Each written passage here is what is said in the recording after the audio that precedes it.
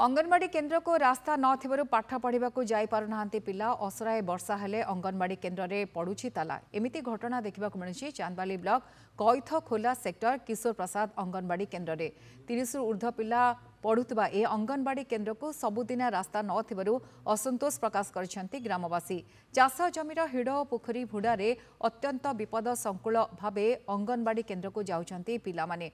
एथिप्रति प्रशासन दृष्टि देबाकू दाबी करछंती ग्रामवासी।